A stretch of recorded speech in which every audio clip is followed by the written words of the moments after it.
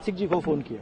राजनाथ सिंह जी ने कहा कि मैं टॉप से पूछता हूं, राइट। ऑर्डर था, स्टैंडिंग ऑर्डर था टॉप का कि अगर चाइनीज फोर्सेस अंदर आएंगी तो उनपे बिना हमारे पूछे फायर नहीं करना है। नरवणे जी और हमारी जो आर्मी थी, जो सेना थी, वो उन टैंक्स पर फायर करना चाहती थी क्योंकि वो टैंक्स हमारी टेरिटरी में आ गई थी। नरेंद्र मोदी जी ने मैसेज दिया कि देखिए, जो उचित समझो वो करो। मतलब नरेंद्र मोदी जी ने अपनी जिम्मेदारी पूरी नहीं की। उन्होंने आर्मी चीफ से कहा कि देखो भैया, आपको जो करना है करो, मेरी बस की नहीं है। और आर्मी चीफ ने साफ, नरवणे जी ने साफ लिखा है इसमें, आई फेल्ट रियली अलोन, मैं बिल्कुल अकेला था। I was abandoned by the entire establishment. This is what they are scared of me saying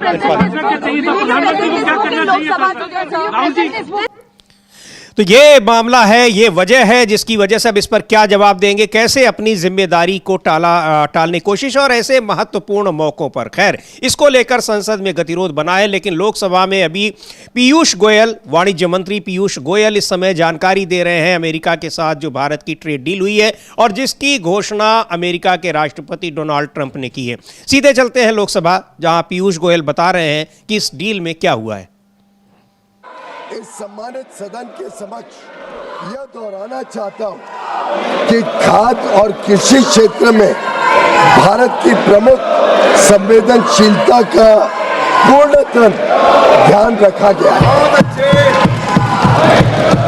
साथ ही यह साझेदारी लघु और मध्यम उद्यमी, MSMEs, उद्यमियों, कुशल श्रमिकों और उद्योग के लिए नए अवसर खोलेगी। उन्नत प्रौद्योगिकियों तक पहुंच का सुगम बनाएगी और भारत के make in India for the world, design in India for the world और innovate in India for the world के दृष्टिकोण को साकार करने में सहायक होगी।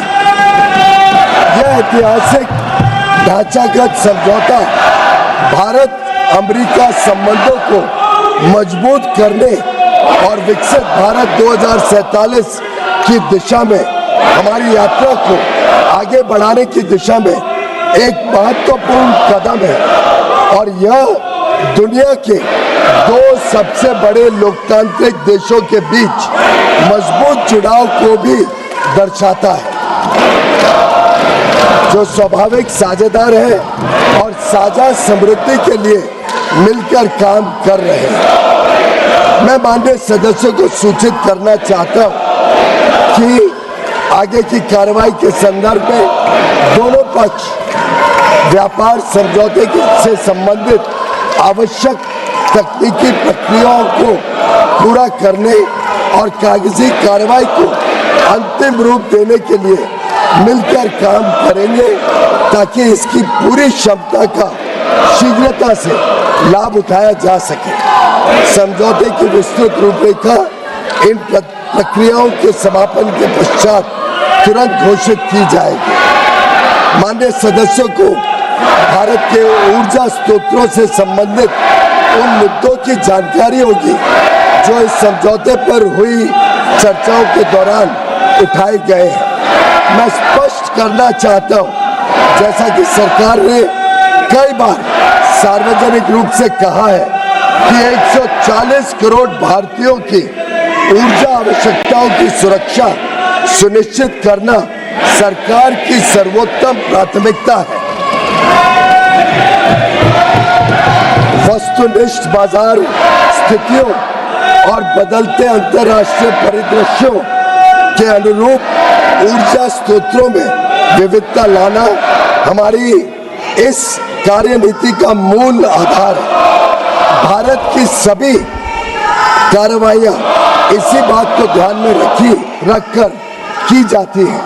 अतः मैं माननीय सदस्यों से इन मुद्दों को समुचित दृष्टिकोण से देखने का आग्रह करता हूं। दोनों देशों के बीच भावी व्यापार अवसरों के संदर्भ में माननीय सदस्यगण इस बात को समझेंगे कि भारत और अमेरिका काफी हद तक एक दूसरे की पूरक अर्थव्यवस्थाएं हैं। जैसे जैसे भारत विकसित भारत के पथ पर अग्रसर हो रहा है, हमें ऊर्जा, विमानन, डेटा केंद्र, परमाणु ऊर्जा आदि सहित कई क्षेत्रों में अपनी क्षमताओं को बढ़ाने की आवश्यकता होगी।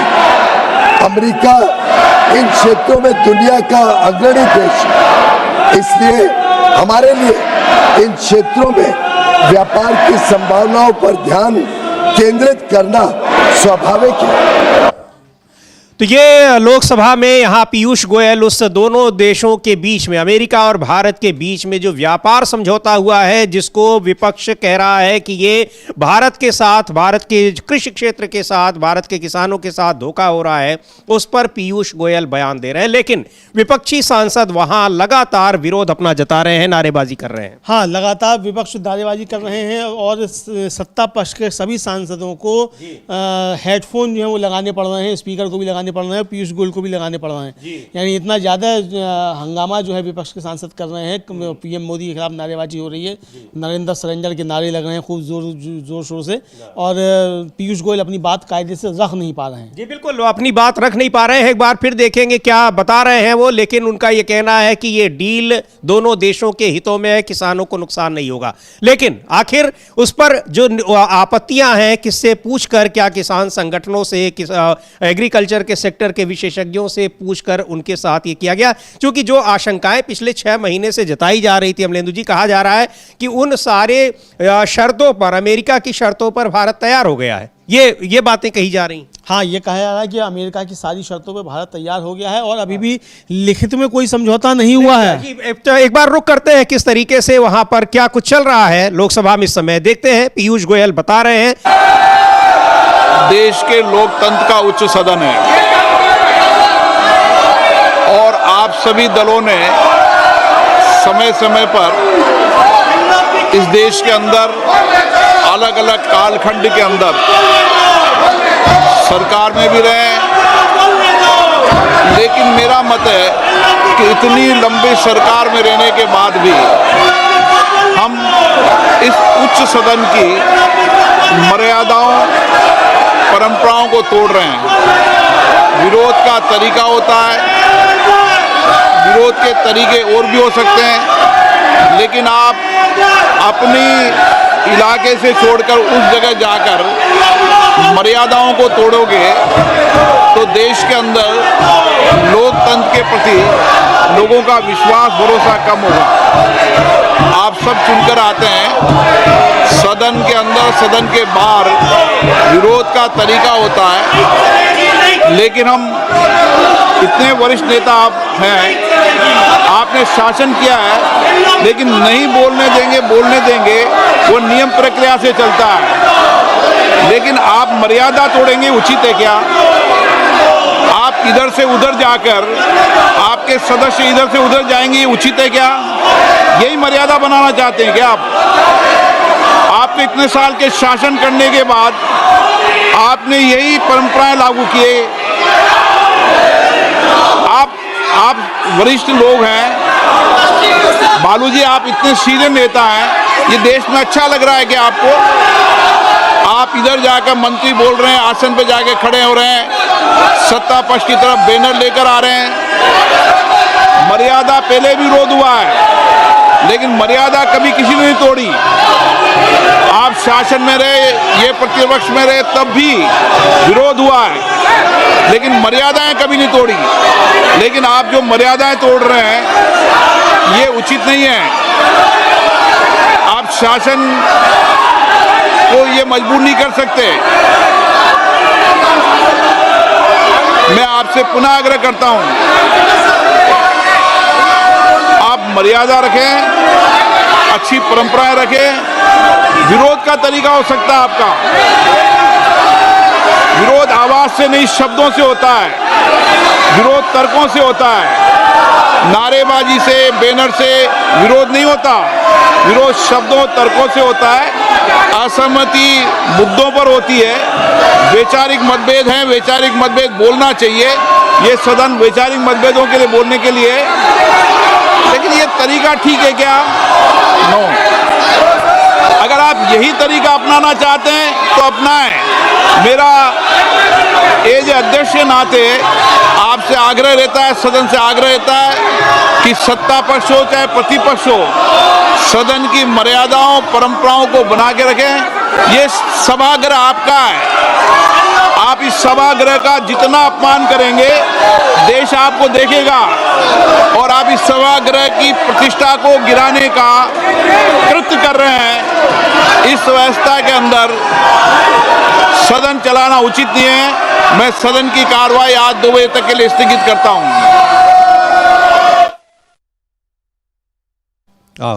तो ये लोकसभा की कार्यवाही फिर स्थगित हो गई और आप देख रहे थे कि किस तरीके से विपक्ष वहां पर विरोध कर रहा है, कॉम्प्रोमाइज कर लिया है। Modi is compromised, surrender Narendra, इस तरह के वहां पर नारे लग रहे हैं। लेकिन और लोकसभा अध्यक्ष स्पीकर ओम बिरला साहब मर्यादा, परंपरा, अनुशासन की बातें सिखा रहे हैं। आखिर ये कौन सी परंपरा है? विपक्ष के नेता वही पूछ रहे हैं कि लीडर ऑफ अपोजिशन, जो नेता प्रतिपक्ष है, उसको बोलने ही न दिया जाए।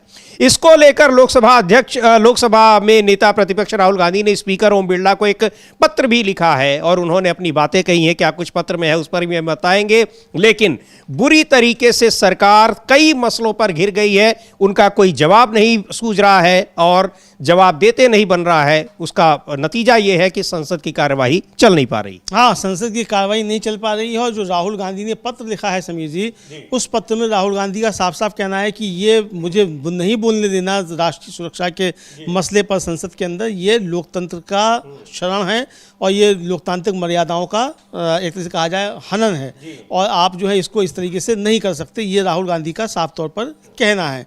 और इसके जवाब जो है इसका तो अब खैर जवाब क्या आएगा, क्योंकि बिरला साहब तो जो बता रहे हैं कि आप लोग क्या सही कर रहे हैं, क्या गलत कर रहे हैं और कितने साल आपने सरकार चलाई है, ये भी बिरला साहब जो है वो बता दे रहे हैं कि इतने साल सरकार बनाई है और आपने ही जो है ये सारे नियम कानून जो है बनाए हैं। ये बिरला साहब का अपना कहना है। लेकिन संसद के अंदर जिस तरीके से राहुल गांधी को क्या जो विपक्ष के नेता हैं उनको बोलने से रोका गया और इसके खिलाफ एक जबरदस्त रोष जो है वो पूरे विपक्ष में समीर जी देखा जा रहा है। बिल्कुल। और अभी 2 बजे तक सदन की कार्यवाही, लोकसभा की कार्यवाही स्थगित की गई है और ऐसा कहा जा रहा है कि राष्ट्रपति के अभिभाषण पर चर्चा का जवाब देने के लिए शायद 5 बजे प्रधानमंत्री नरेंद्र मोदी भी आए, बोले। लेकिन राहुल गांधी ने दावा किया है कि प्रधानमंत्री नहीं आएंगे। ऐसा लग रहा है। अब देखिए आते हैं, बोलते हैं या नहीं बोलते हैं, लेकिन विपक्ष जिस तरह जरूरी राष्ट्रीय सुरक्षा के मुद्दों से और जिस तरह से ये संप्रभुता के मुद्दे पर सरकार से जवाब मांग रहा है, उसको देखते हुए लगता नहीं कि ये गतिरोध अभी खत्म होने वाला है। लेकिन एक बात है अमलेंदु जी, आज स्पीकर ओम बिरला का जो कि बॉडी लैंग्वेज थी आज वो काफी बदली हुई दिखाई पड़ रही थी। काफी बदली हुई दिखाई पड़ रही है समीर जी उनकी बॉडी लैंग्वेज, और बहुत थके हारे से नजर आ रहे हैं। अब ये भी हो सकता है कि नेताओं ने बुलाया हो और कुछ कहा हो कि भाई तुम संभाल नहीं पा रहे हो, कैसे तुमको स्पीकर बनवाया था, किस लिए बनवाया था, ये सारी बातें कही गई हों, या वास्तव में बेचारी नजर आ रही हो कि भाई विपक्ष के सामने झुकना पड़ रहा है। एक तरीके से ये भी हो सकता है, चूंकि राहुल गांधी ने साफ कह दिया है कि अगर मोदी आएंगे तो मेरी बात सुनना पड़ेगा, मोदी आएंगे नहीं, ये है। और जो बिरला को पत्र लिखा है राहुल गांधी ने, उन्होंने जो है साफ तौर पर जो है राहुल गांधी बताया है कि राष्ट्रपति के अभिभाषण पर प्रस्ताव बोलते हुए अध्यक्ष ने उन्हें एक पत्रिका को प्रमाणित करने का निर्देश दिया था जिसका वे उल्लेख करना चाहते थे। और उन्होंने कहा कि उन्होंने आज अपना भाषण फिर से शुरू करते हुए दस्तावेज को प्रमाणित कर दिया है। और उन्होंने उल्लेख किया कि लंबे समय से चली आ रही परंपरा के अनुसार, जिसमें पिछले अध्यक्षों के बार-बार के निर्णय भी शामिल हैं, सदन में किसी दस्तावेज का उल्लेख करने के इच्छुक सदस्य को उसे प्रमाणित करना होता है, उसकी सामग्री की जिम्मेदारी लेनी होती है। एक बार यह आवश्यकता पूरी हो जाने पर अध्यक्ष सदस्य को दस्तावेज का उद्धरण देने या उसका उल्लेख करने की अनुमति देते हैं। इसके बाद सरकार की जिम्मेदारी होती है कि वह जवाब दे और अध्यक्ष की भूमिका समाप्त हो जाती है। राहुल गांधी ने तर्क दिया है कि उन्हें लोकसभा में बोलने से रोकना न केवल इस परंपरा का उल्लंघन करता है बल्कि एक गंभीर चिंता को भी जन्म देता है कि विपक्ष के नेता के रूप में उन्हें राष्ट्रीय सुरक्षा के मामले पर बोलने से रोकने का जानबूझकर प्रयास किया जा रहा है। राहुल गांधी ने दोहराया कि राष्ट्रीय सुरक्षा राष्ट्रपति के भाषण का एक प्रमुख हिस्सा था जिस पर संसद में चर्चा की आवश्यकता है। जी, और इसको लेकर अमलेंदु जी आज उन्होंने पुस्तक को दिखाया भी है और उन्होंने उन जो वो पैराग्राफ है उसको भी पढ़कर बताया कि जनरल नरवणे ने क्या कुछ लिखा है। पर वो जब वहां पर चीन की सेना यहां सामने थी और सेना अध्यक्ष आदेश मांग रहे हैं, पूछ रहे हैं, तो कोई जवाब नहीं मिल रहा। एक बार सुनते हैं कहा क्या राहुल गांधी ने, और उस किताब को भी दिखाया है। अब उससे ज्यादा प्रामाणिक दस्तावेज क्या हो सकता है। हालांकि किताब छपी नहीं, और छपी इसलिए नहीं है कि उसको रक्षा मंत्रालय से अभी तक अनुमति नहीं मिली है, उसको अप्रूव नहीं किया गया है। बहरहाल सुनते हैं राहुल गांधी को जो कहा उन्होंने आज संसद परिसर में इस पूरे मामले को लेकर। This is mister Naravane's book, Naravane ji की किताब है। इसमें उन्होंने पूरा अकाउंट लिखा है। जो लद्दाख का जो अकाउंट था, और मुझे कहा गया है, सॉरी ये रहा, और मुझे कहा गया है कि मैं इस बुक को कोट नहीं कर सकता हूं, बट यहाँ पे पूरा लिखा है। यहाँ पे मेन लाइन है जो प्रधानमंत्री ने कही, जो उचित समझो वो करो। राइट? जब chief of army staff general Naravane ने राजनाथ सिंह जी को फोन किया और कहा कि देखिए कैलाश रिज पर चाइनीज टैंक्स आ गए हैं, हमारी टेरिटरी है, कैलाश रिज पर चाइनीज टैंक्स आ गए हैं, हमें क्या करना है। पहले राजनाथ सिंह जी ने उनको रिप्लाई नहीं दिया। उन्होंने जयशंकर जी से पूछा, एनएसए से पूछा, राजनाथ सिंह जी से पूछा, कोई रिप्लाई नहीं आया। फिर उन्होंने राजनाथ सिंह जी को फोन किया।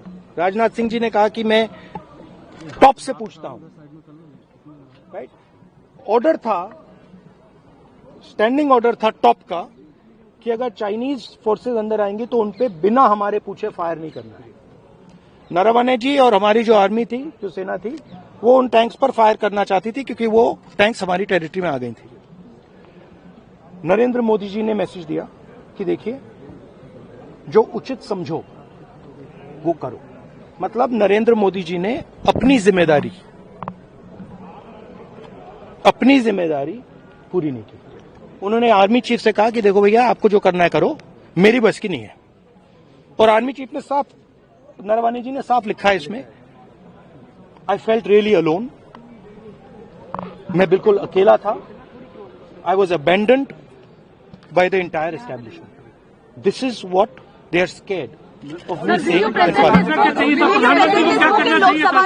राहुल जी पीएम को क्या करना चाहिए था?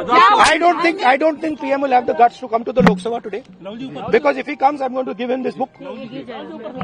So if PM comes, I will go physically and hand him this book, so he can read it, and उनको पता लग जाए कि उनकी सच्चाई क्या है, देश को पता लग जाए। Thank you. करना क्या चाहिए था राहुल जी? तो ये पुस्तक है 4 stars of destiny, general Naravane की पुस्तक है। उन्होंने उस पूरे 2019 से लेकर 22 तक वो सेनाध्यक्ष थे, और उस घटना का उन्होंने जिक्र किया है कि कैसे चीन के जो सेना थी, टैंक उनके यहाँ आ चुके थे, सेना पूछ रही है कि क्या करना है, और 2.5 घंटे तक चुप रहते हैं। उसके बाद कहते हैं जो मन में आए करो। उसके बाद कह दिया जाता है कि जो मन में आए वो करो, तो यानी जो तुम्हारी इच्छा वो करो, नौकरी करनी है नौकरी करो, घर जाना तो घर जाओ, हमें क्या लेना, हमारी कोई जिम्मेदारी नहीं है, करो जो करो। तो ये बहुत गंभीर किस्म का आरोप है, और इसीलिए समिति समझा जा रहा है कि राजनाथ सिंह भी परेशान हैं, नरेंद्र मोदी भी परेशान हैं कि इन सवालों के जवाब किस तरीके से दिए जाएंगे जो जनरल नरवणे ने उठाए हैं।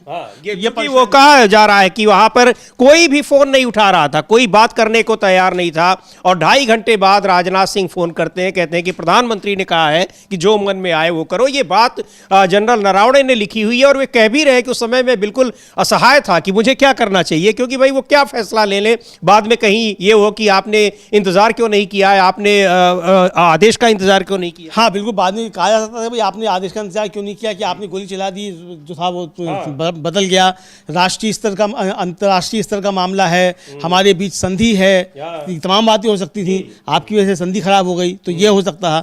दूसरी बात ये कि हमारे यहाँ सेना जो है वो राजनीतिक नेतृत्व से बंधी हुई है, हमारे यहाँ सेना खुद फैसले कुछ नहीं ले सकती है। नहीं लेती। और ये एक लोकतंत्र में होता भी है, वरना हम पाकिस्तान बन जाएंगे, जिसको बीजेपी पाकिस्तान बनाना चाहती है। तो इसलिए जो था उनको बार बार पूछना पड़ रहा था कि इस पे क्या आदेश है, तो वो किया जाए, आदेश का पालन किया जाए।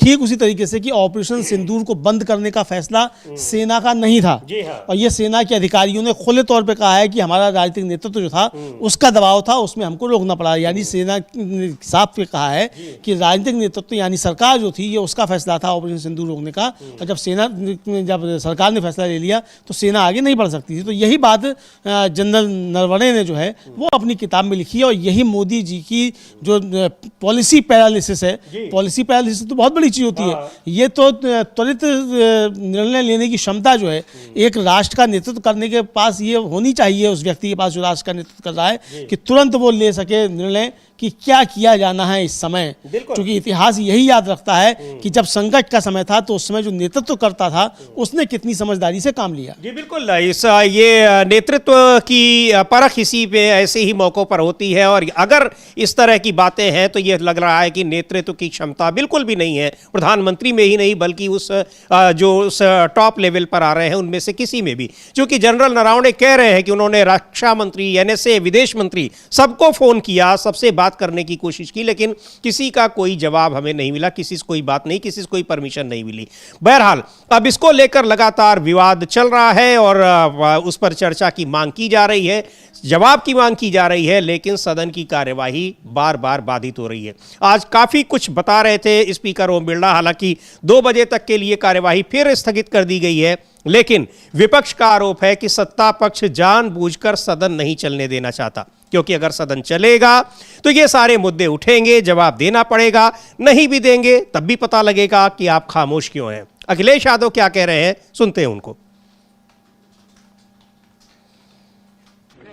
This is mister Naravane's book. देखिए, बीजेपी की कोशिश रहती है कि चर्चा ना हो, और ये हम लोगों ने अभी देखा ही है कि जिस समय चीन के सवाल पर लीडर ऑपोजिशन और अन्य दल जानकारी हासिल करना चाहते थे, भारतीय जनता पार्टी पीछे हट गई। और इस बात को हम कई बार दोहराते हैं, चीन के साथ हमारे कैसे संबंध हों उस पर हम लोगों को हमेशा विचार कर करके फैसले लेने चाहिए। नेशनल सिक्योरिटी, बॉर्डर सिक्योरिटी और खासकर चीन के साथ हमारे रिश्ते अच्छे और बुरे वक्त वक्त पे रहे हैं। बहुत सारी जमीन हमने खोई है, पहले भी जमीन खोई है, बाद में फिर जमीन खो दी हम लोगों ने। फौज के लोग क्या कहते हैं, कम से कम वो पक्ष आए और देश की जनता जाने, न केवल हम जमीन खोते हैं चीन से, हमें अपना बाजार भी हमारा छिनता जा रहा है। कुछ पुरानी सरकार में छिना बाजार, फिर अब बाजार छिन गया। तो आखिरकार हम किस दिशा में जा रहे हैं? और उसके बाद ये जो अमेरिका से डील हुई है, ये डील नहीं ढील हुई है। हमारा पूरा बाजार उनके हाथ में दे दिया।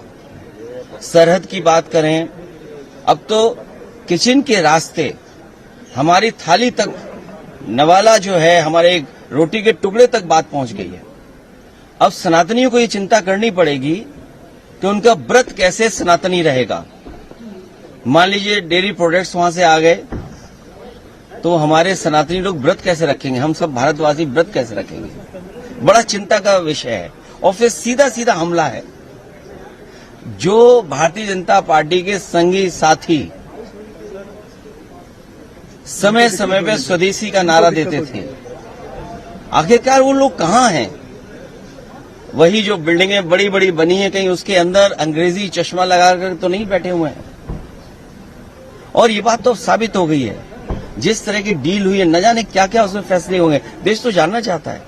पीयूष गोयल जी ने कल कहा कि तो ये दोनों मसलों पर कि राष्ट्रीय सुरक्षा और जो एक व्यापार समझौता जो हो रहा है उस पर अखिलेश यादव कह रहे हैं कि इस पर क्यों नहीं चर्चा होनी चाहिए। इससे भी बड़ा गंभीर मुद्दा क्या हो सकता है? और कल जिस तरीके से लोकसभा स्पीकर ने उनको परसों राहुल गांधी को नहीं बोलने दिया और उसके बाद उन्होंने फिर अखिलेश यादव को बोलने के लिए कहा, सीधे उन्होंने मना कर दिया। और कल भी हम लोगों ने देखा कि जब राहुल गांधी के बाद उन्होंने दूसरे विपक्षी सदस्यों को कहा तो सबकी तरफ से मना कर दिया गया। ये एक बहुत बड़ा संकेत था विपक्षी एकता का, और जरूरी मुद्दों पर चर्चा होनी चाहिए संसद में, इसका संदेश देने का एक बहुत बेहतर तरीके से मैसेज दिया गया। बिल्कुल, पूरे विपक्ष ने बहुत मजबूती के साथ ये संदेश दे दिया समीर जी कि पूरा विपक्ष एकजुट है, और सब ने कहा कि नेता विपक्ष जो बात बोल रहे हैं वो पूरे विपक्ष की आवाज़ है, ये पूरे देश की आवाज़ है। भारतीय जनता पार्टी से ज़्यादा वोट मिले हैं विपक्ष को, तो पूरे विपक्ष की बात है, पूरे देश की आवाज़ है, और संसद में सरकार को सुनना पड़ेगा। और ऐसा नहीं हो सकता कि आप विपक्ष में फूट डालने की कोशिश करें कि साहब राहुल गांधी बाद अखिलेश यादव का नाम बोल दिया, कि नरेश उत्तम पटेल का बोल दिया, फिर शताब्दी राय का बोल दिया कि ये सब खड़े हो जाएंगे। कोई खड़ा नहीं होगा, सब बैठे रहे, कोई बोलने के लिए खड़ा नहीं हुआ। कल भी हुआ, ये परसों भी हुआ, दोनों दिन इस तरह की चीज़ें हुई। तो ये साफ तौर पे संदेश दे दिया गया कि विपक्ष एकजुट है। नरेंद्र मोदी की सरकार ने जो देश के स्वाभिमान के साथ समझौता किया है और जिस तरीके से देश को बेचने का काम किया है ट्रंप के हाथों, इसके खिलाफ विपक्ष एकजुट है और अपनी आवाज़ उठाता रहेगा। ये संदेश साफ तौर पर दे दिया गया। जी बिल्कुल, और क्यों नहीं बोलने दिया जा रहा है लोकसभा में नेता प्रतिपक्ष को, ये सवाल बार बार विपक्ष के सभी सांसद उठा रहे हैं। प्रियंका गांधी ने क्या कुछ कहा, एक बार उनको भी सुनते हैं। और वो कह रही हैं कि यहां इतने जरूरी मुद्दों पर अगर चर्चा संसद में नहीं होगी तो फिर संसद में और होगा क्या। सुन लेते हैं प्रियंका गांधी को क्या कह रही। सांसदों को सस्पेंड किया गया है, इसमें नई बात क्या है? हर सेशन में, हर सत्र में आप यही देख रहे हैं। राहुल अब तो और ज्यादा कर रहे हैं पहले से। मैम, राहुल गांधी जी ने कहा कि उनको बिल्कुल भी बोलने नहीं दिया जा रहा। उन्होंने ओम बिरला जी को लेटर भी लिखा, तो उस पर क्या कहेंगे? मैं बिल्कुल सहमत हूँ उनसे। क्या कर रहे हैं, एक पब्लिश सोर्स से कोट कर रहे हैं। कल तो उन्होंने ऑथेंटिकेट भी किया उसको, तो बोलने में क्या हर्ज है? ये लोग जब भी भाषण देते हैं तो किसी किताब से कोट करते हैं, चाहे वो कभी संजय बारू जी को भी कोट किया है प्राइम मिनिस्टर जी ने, तो कभी मैगजीन का आर्टिकल, कभी किताब से, कभी रिपोर्ट से। तो as long as it's a published source it's okay. ये दबाव है, क्या दबाव है? Continue to protest given the fact that all of them have been suspended for the session. Of course, because please understand, this is not just a case of the leader of the opposition not being allowed to speak. This is a fundamental issue of democracy and of the way the parliament works. ये जो संसद है, ये मंदिर है लोकतंत्र का। इसमें पूरी देश की आस्था है। देश का एक एक नागरिक इसमें आस्था रखता है। किस चीज में आस्था? लोकतंत्र में आस्था। लोकतंत्र का मतलब क्या है? कि सबका एक्सप्रेशन होना चाहिए, जो भी है उसकी चर्चा करनी चाहिए। और ये परंपरा भी रही है। ऐसी कोई बात नहीं है कि कभी चाइना पे चर्चा नहीं हुई है, कभी फॉरेन अफेयर्स पे चर्चा नहीं हुई है, कभी पाकिस्तान पे चर्चा नहीं हुई है। इन चीजों पे चर्चा हुई है, हमेशा खुल के हुई है। और चाहे विपक्ष हो, चाहे सरकार हो, सबने अपना पक्ष रखा है। तो अपना पक्ष रखने में क्या मुश्किल है? ये लोग डर रहे हैं कि क्या बातें निकलने वाली हैं, बस ये डर रहे हैं। उन्होंने इस पुस्तक को प्रकाशित होने नहीं दिया, जहाँ तक मेरी जानकारी है। इस पुस्तक में ऐसी चीजें लिखी हैं जो दिखाती हैं कि प्रधानमंत्री जी का क्राइसिस के समय, जब चीन की सेना हमारे बॉर्डर पे थी, क्राइसिस के समय हमारी जो टॉप लीडरशिप है, हमारे प्रधानमंत्री जी, हमारे गृह मंत्री जी, हमारे रक्षा मंत्री जी का क्या रिएक्शन रहा, उन्होंने क्या कहा, क्या नहीं किया और कैसे किया। तो एक तो ये बहुत स्पष्ट दिख रहा है कि इनका और इनकी सरकार का चरित्र क्या है, कि जब देश पे हमला हो रहा है, देश के बॉर्डर पे चाइना के ट्रूप्स आ रहे हैं, तब इनका क्या रिएक्शन है, ये स्पष्ट है। दूसरी बात ये है कि एप्स्टीन की फाइलें निकली हुई है, उसमें तमाम चीजें हैं कि किस तरह से सरकार ने उनको कांटेक्ट किया। वो कॉन्विक्टेड सेक्स ट्रैफिकर हैं, कॉन्विक्टेड चाइल्ड सेक्स ऑफेंडर हैं, तो उनका क्या इस्तेमाल हो रहा था, उनके द्वारा सरकार क्या चर्चा करने जा रही थी अमेरिका की सरकार के साथ, ये सब चीजें हैं। अब ये भी ऑथेंटिकेटेड डॉक्यूमेंट्स हैं, यूएस डिपार्टमेंट ऑफ जस्टिस के डॉक्यूमेंट्स हैं। तो अगर इन चीजों पे चर्चा नहीं होगी इस सदन में, तो फिर किस पे होगी? तो ये बहुत गंभीर मुद्दे हैं। इसीलिए अखिलेश यादव ने भी कहा कि सरकार, भाजपा बीजेपी सरकार खुद नहीं चाह रही है कि संसद चले, क्योंकि चलेगी तो ये सारे मुद्दे उठेंगे उसमें, इन सब पर चर्चा होगी। हाँ बिल्कुल, इस पर चर्चा होगी। जब चर्चा होगी, और कल राहुल गांधी ने भी ये कहा था, वो भी बात हम लोग सुनेंगे कि कंप्रोमाइज़ है, और कंप्रोमाइज़ क्यों है। ये कि एक तो अडानी जो है उनके मसले वहाँ फंसे हुए हैं, और दूसरा ये एप्स्टीन फाइल जो है इसकी वजह से प्रधानमंत्री कंप्रोमाइज़ है। कल साफ तौर पर राहुल गांधी ने ये कहा था, और ये भी कहा राहुल गांधी ने कि मैं जानता हूं और नरेंद्र मोदी जानते हैं कि नरवणे की किताब पे जो चर्चा हो रही है ये तो साइड की चीज़ है। जब चर्चा आएगी कि ऐसा क्यों हुआ, तब जो चीज़ें निकल कर आएंगी, नरेंद्र मोदी उससे घबराए हुए हैं, ये राहुल गांधी ने कहा। जी बिल्कुल, तो सुन लेते हैं क्या कह रहे हैं राहुल गांधी की, क्या आखिर है, वजह क्या है, क्यों नहीं बोलने दिया जा रहा है, इस पर क्यों चर्चा नहीं होने दी जा रही है, उसके पीछे और भी क्या कारण है। केवल जनरल नरवणे की किताब ही नहीं है, बल्कि बहुत सारी चीजें हैं जिस पर बुरी तरीके से फंसे हुए दिखाई पड़ रहे हैं। सुनते हैं राहुल गांधी का वो बयान जो उन्होंने कल संसद परिसर में कहा था। मैं 3 चीजें बोलना चाहता हूं। पहली चीज बोलने नहीं दे रहे हैं।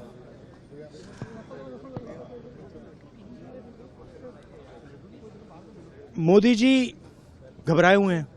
आपने देखा जो ट्रेड डील 4 महीने से रुकी हुई थी। 4 महीने से कुछ बदला नहीं। किसी न किसी कारण, जो मैं जानता हूं नरेंद्र मोदी जानते हैं, नरेंद्र मोदी जी ने कल शाम उस डील को साइन कर दिया। नरेंद्र मोदी जी पर प्रेशर है, भयंकर प्रेशर है, और नरेंद्र मोदी जी का जो इमेज का गुब्बारा है, जो हजारों करोड़ रुपए लेकर बनाया गया था, वो फूट सकता है। इशू ये नरवणे की स्टेटमेंट नहीं है, ये साइड शो है, और वो भी जानते हैं, मैं भी जानता हूं। मेन बात यह है कि हमारे प्रधानमंत्री को कॉम्प्रोमाइज कर दिया गया है। किसने किया है, कैसे किया है, यह हिंदुस्तान की जनता को सोचना है। मगर इतिहास में पहली बार हिस्ट्री में एलओपी को प्रेसिडेंशियल एड्रेस में नहीं बोलने दिया है। बाहर बोल दीजिए, जो अंदर नहीं कहा दिया जा रहा है बाहर। वो तो ऑटोमेटिकली होगा जी। बट ये आप समझिए, और हिंदुस्तान के जो किसान हैं, आप सब समझिए कि इस ट्रेड डील में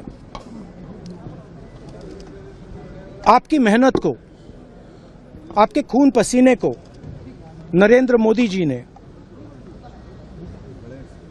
बेच दिया है, और वो इसलिए बेचा है क्योंकि ये कॉम्प्रोमाइज्ड है।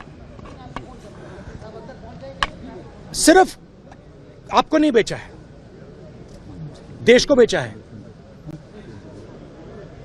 इसलिए मुझे वहां नहीं बोलने देना है। नरेंद्र मोदी जी डरे हुए हैं, क्योंकि जिन लोगों ने उनकी इमेज बनाई है, वो अब उस इमेज को फोड़ने लगे हैं। धन्यवाद। प्रेशर है सर पीएम पे, जो आप कह रहे हैं कि प्रेशर क्या है और क्या दबाव है पीएम के ऊपर जो आपको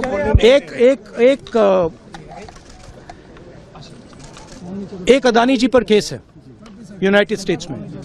वो अदानी जी को टारगेट नहीं कर रहा है, वो नरेंद्र मोदी के फाइनेंशियल स्ट्रक्चर को टारगेट कर रहा है। एक वो है। दूसरा है एप्स्टाइन फाइल्स। एप्स्टाइन फाइल्स में अभी और माल है, वो अभी रिलीज नहीं हुआ है।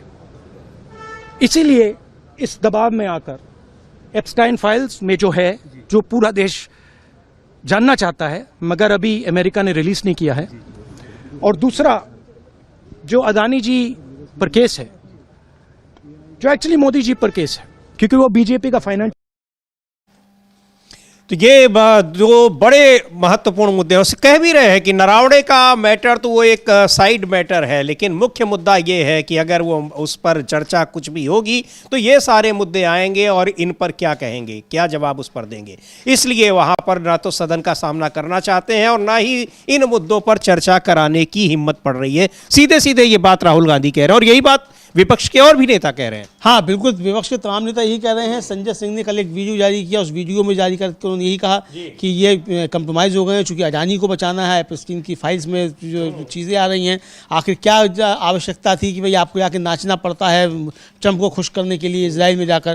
तो अभी तो कह रहे हैं राहुल गांधी, तो अभी तो बहुत कुछ आना बाकी है। हाँ अभी कहना है बहुत कुछ आना बाकी है कि AI वीडियो भी कांग्रेस ने जारी किया, लेकिन वो हमें लगता है वो दिखाने लायक नहीं है, उचित नहीं है उसको दिखाना, क्योंकि कुछ चीज़ें मतलब ठीक है किसी का कुछ भी करे, लेकिन विद द बेल्ट कुछ चीज़ें नहीं होनी चाहिए, तो वह है। लेकिन ये इसकी वजह से लेकिन देश का नुकसान क्यों हो, सवाल ये है। बिल्कुल, और ट्रेड डील उसकी वजह से, इन सारे दबावों की वजह से, क्या ट्रेड डील के नाम पर जो कह रहे हैं कि देश को बेच दिया है, देश को गिरवी रख दिया है, तो फिर ये एक देश के साथ कितना बड़ा धोखा है। और यही बात कह रहे हैं शिवसेना के सांसद संजय राउत भी, अखिलेश यादव भी कह रहे हैं, पूरा का पूरा विपक्ष ये बात कह रहा है, इस पर स्पष्टीकरण मांग रहा है, चर्चा की मांग कर रहा है, लेकिन चर्चा नहीं होने दी जा रही है। और कल तो JP नड्डा ने कहा कि ये विपक्ष बेमतलब की बातों को, मुद्दों को ले आ रहा है क्योंकि उसके पास मुद्दे नहीं है। इससे ज्यादा महत्वपूर्ण और मुद्दे क्या हो सकते हैं। बहरहाल सुन लेते हैं संजय राउत का क्या कहना है ट्रेड डील को लेकर, और संसद में जो गतिरोध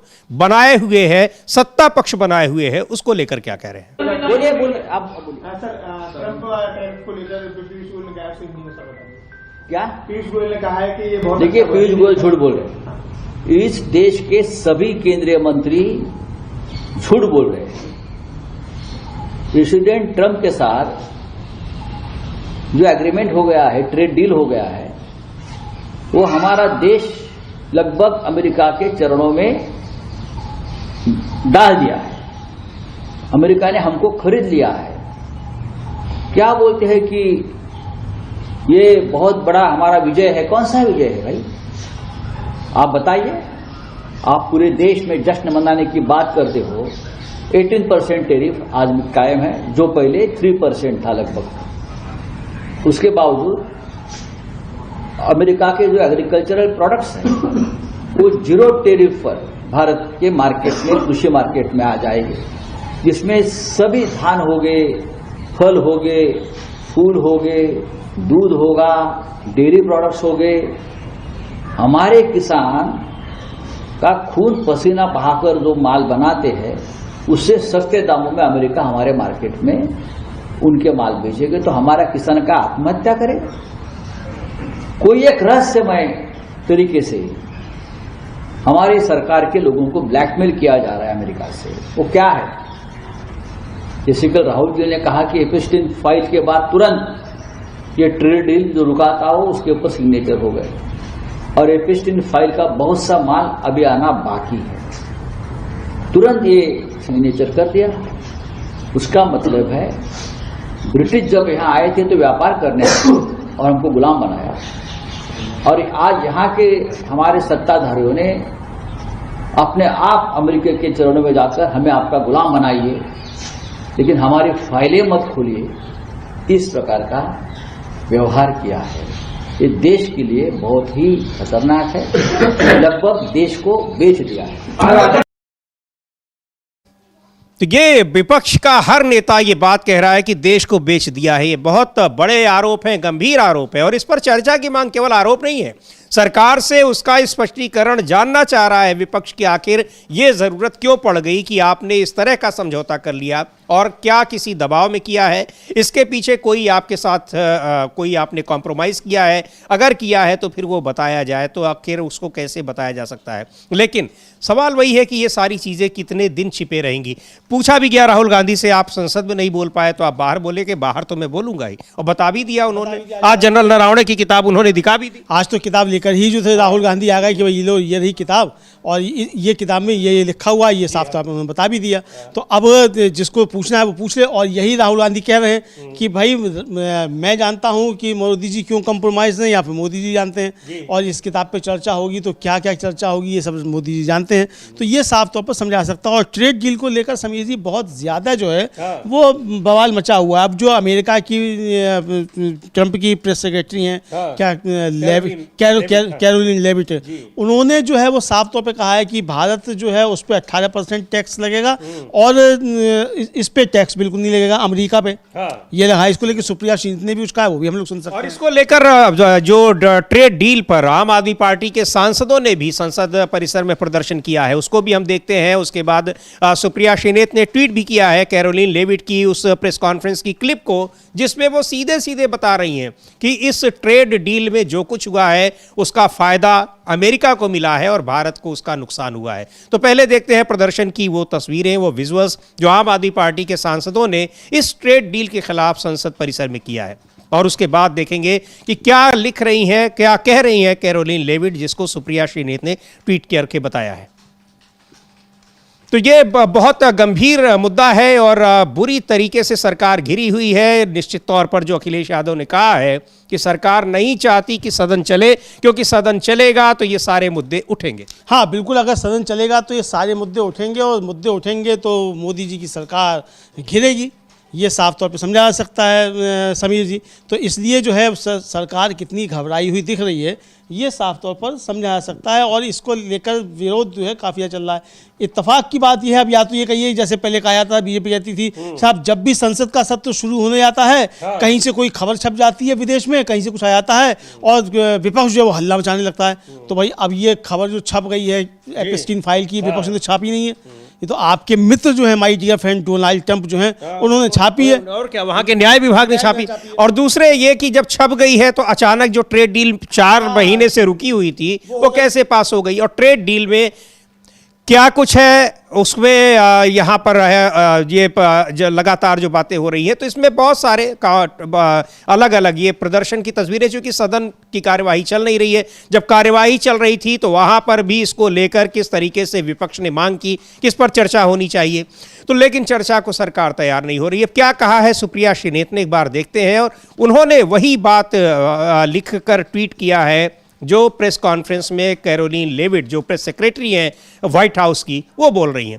सुप्रिया श्रीनाथ ने लिखा है कि व्हाइट हाउस की प्रेस सेक्रेटरी कैरोलिन लेविट ने अमेरिकी मीडिया को बताया कि अमेरिका में भारतीय प्रोडक्ट्स पर 18% टैरिफ, भारत में अमेरिकी प्रोडक्ट्स पर 0% टैरिफ, भारत $500 अरब के अमेरिकी प्रोडक्ट्स खरीदेगा जिसमें खेती के सामान भी शामिल है, भारत रूसी तेल नहीं खरीदेगा। मोदी को इस पूरी तरह से सरेंडर के बारे में समझाना चाहिए कि भाई क्या आप क्यों इन सारी चीज़ों पर तैयार हो गए, क्या आपकी मजबूरी थी, और अगर ऐसा आपने किया है तो फिर इसके पीछे